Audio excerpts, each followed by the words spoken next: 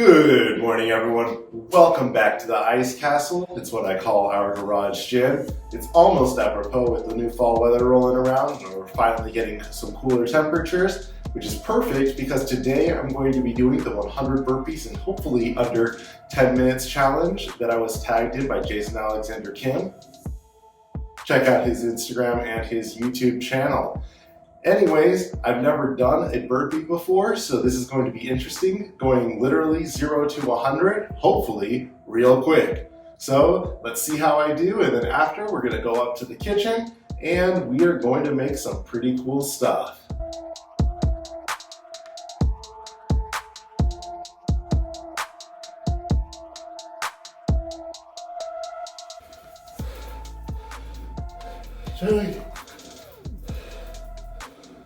So I got 20 something.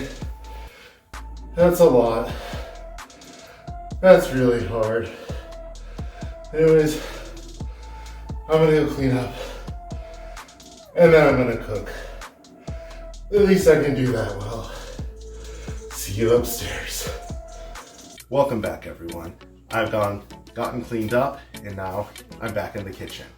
Gotten a chance to take a bit of a breather after the burpee challenge. That was a lot harder than I thought, and as you saw, I did not do well at all. But what I will do well with is this recipe. So this recipe was inspired by a discussion that I had with our good friend Robin, who suggested using cheese as a tortilla. And then I took it to the next level and was able to get a solid foundation for creating a good cheese crust that you will soon see.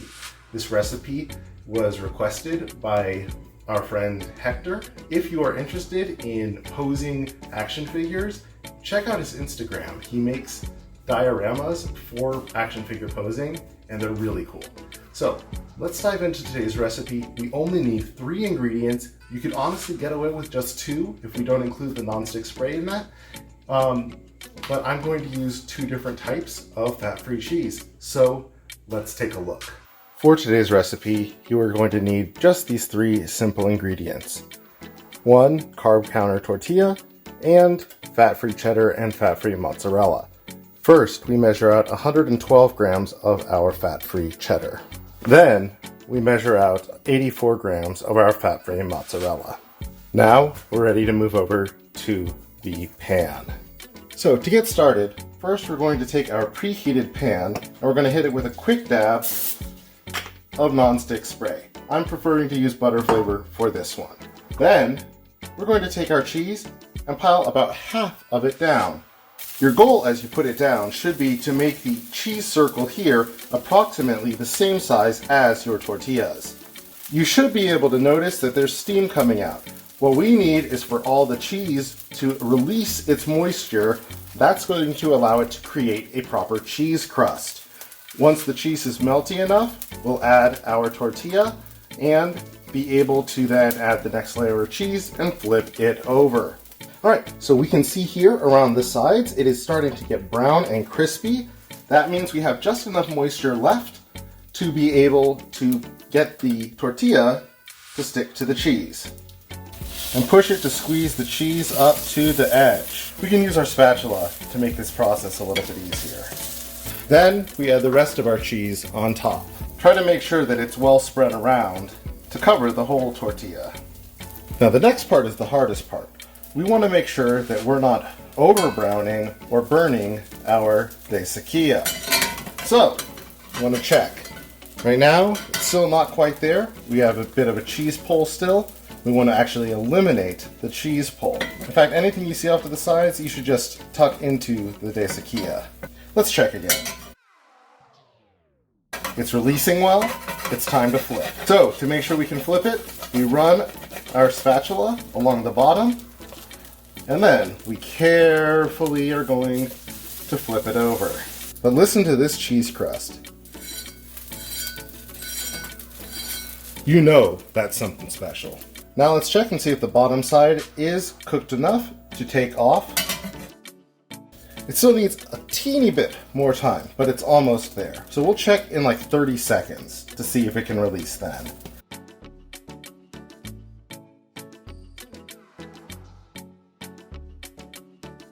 All right, so that 30 seconds has passed. Let's see if we can get our spatula underneath and take this off.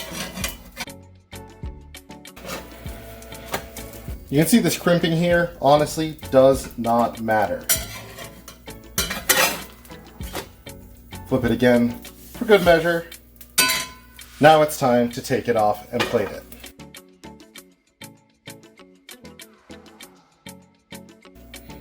All right, everyone, so here we are. Now I have to tell you, besides the actual eating part, the cutting of this is my favorite part. It is so satisfying because we're using a pizza cutter.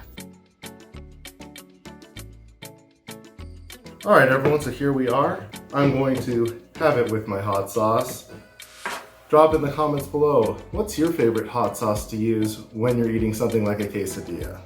Or in this case, a desaquilla. Ooh, look at that. Look at it. This is almost all just cheese. Pure protein, just about, with it being fat-free cheese, super high fiber. Let's take a bite.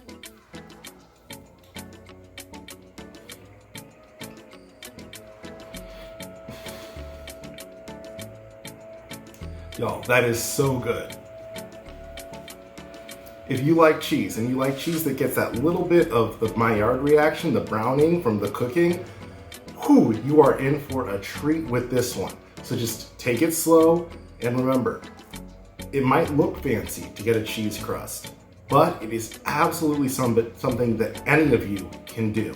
Using a cheese crust with a fat-free cheese is a wonderful way to add an extra depth of flavor, to increase the texture, and to, of course, up the protein without having to bring on other fat or hardly any other carbohydrates. So it's a wonderful, wonderful thing to do whenever you're using a tortilla. All right, wow, I've been just devouring this thing. But I forgot to tell you the macros. So here they are up on the screen. As you can see, not only is this super high protein, but it is a really low calorie option, especially for something that is as rich tasting as this is. So everyone, I highly recommend you give this a shot. Have it with whatever sauce that works for you, or just have it on its own. The browned cheese definitely takes care of the flavor for you. And remember, burpees are hard, and until that next one, stay worthy.